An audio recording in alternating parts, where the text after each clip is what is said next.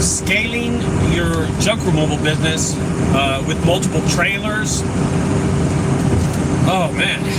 So I've been working with Orson for I guess the last 2 months since my summit here in the Dallas area,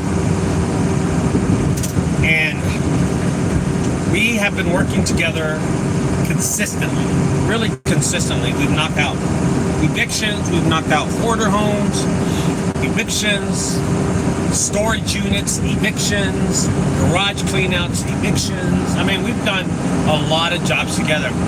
And during this time that we've been doing this, I've noticed that Orson has been scaling his business carefully.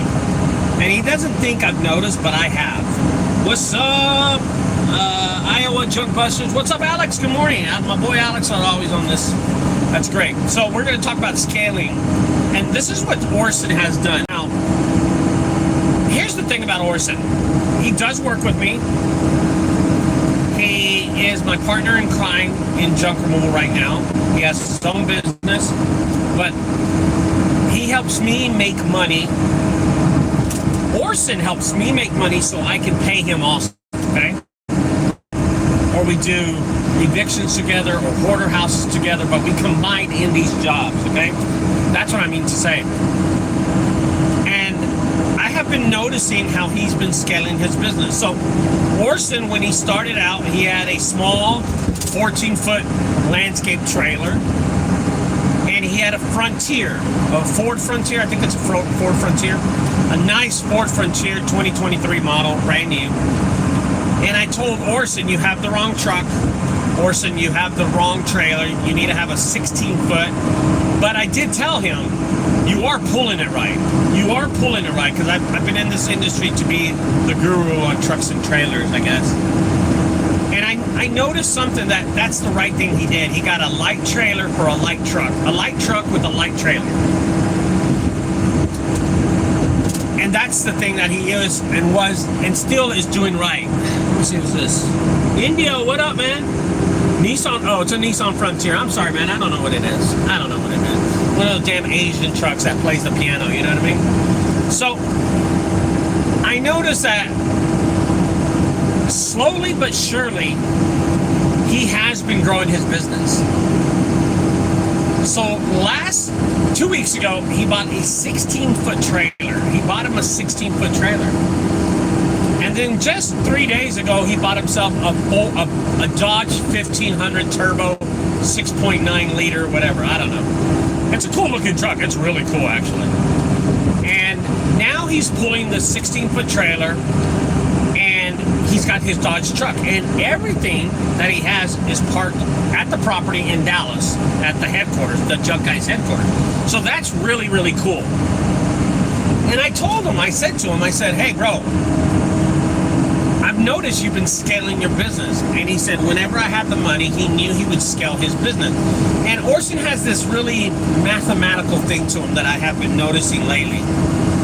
That he allows himself to get the money, buy the stuff, make more money, and then buy the stuff, but he's paying for most of it cash. Now, his truck, he didn't pay for it cash, of course. But he traded in his Frontier to buy a Dodge truck and got a cheaper payment on the Dodge truck. And overall, a cheaper price for the whole truck. Now, he did tell me that in the summer, he's going to buy an F350 or F450, whatever he's going to buy a bigger truck. He did tell me that. So that was a cool thing. But I'm telling you guys now, as you start out your junk removal business, you're going to work 2-3 times a week.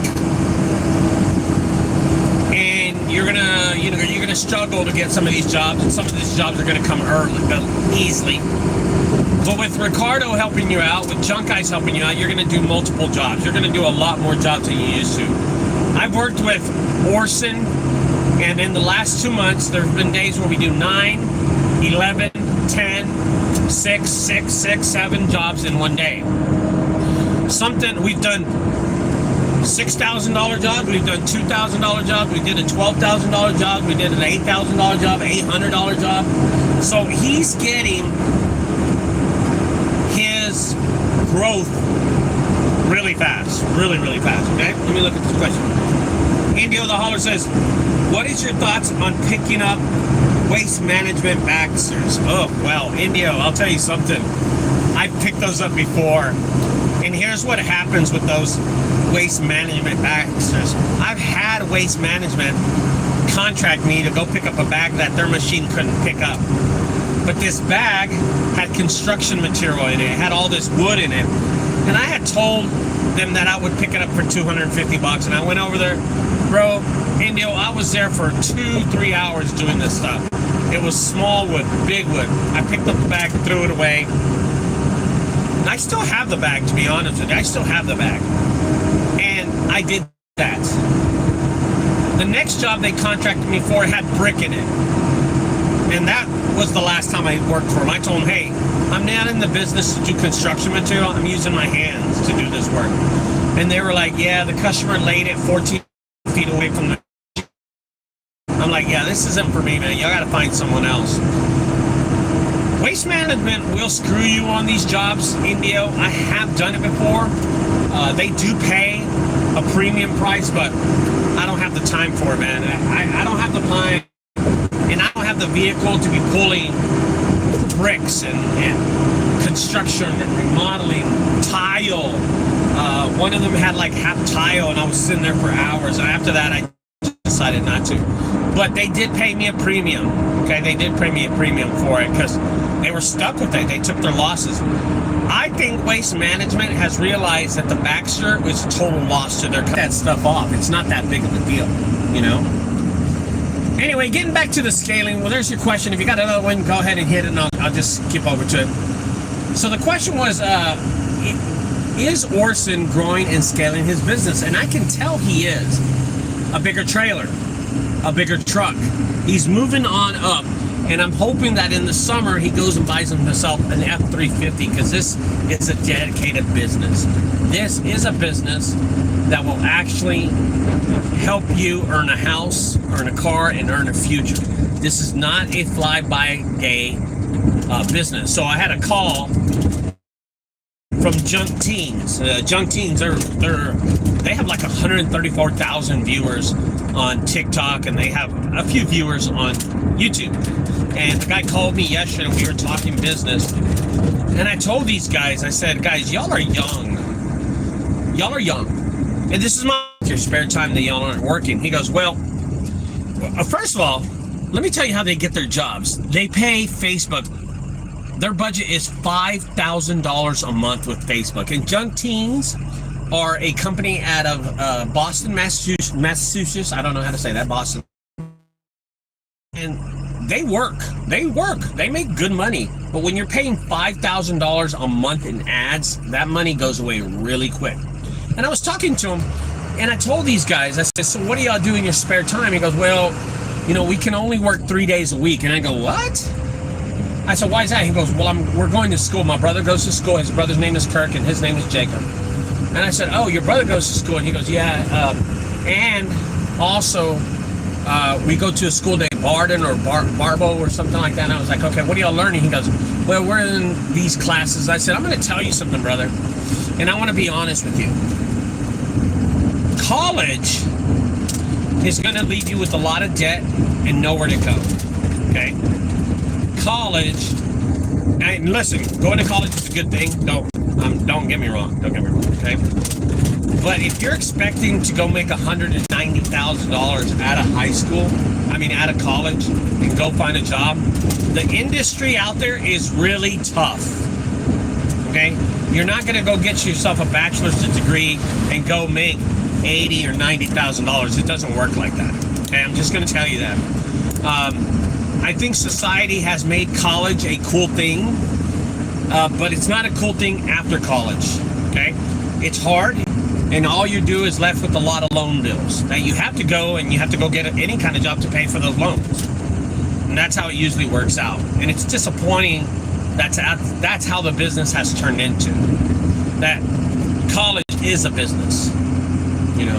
I think the only time college makes money is this NIL deals for the football players and basketball players. They make a lot of money. But the college students don't. make money in school. And it's disappointing because after they leave school, they're left with all this debt. It sucks, so they're forced to get a job. And I told Junk Kings, I said, Junk Kings, you can make a career out of this. You have 2 trucks. You have a great TikTok following. You have a good-looking website. They have a decent-looking website. Stop buying ads. Start making your money, getting jobs organically. And I kind of told them how to do it, and we were talking about it, and I'm like, just do it this way, do it this way. And they're like, okay, yeah. And what they've done, they've scaled up, and they scaled to a point really, really fast. They didn't take their time doing it. And they're at a point where they're spending $5,000, and then they're going to class 3 times a week.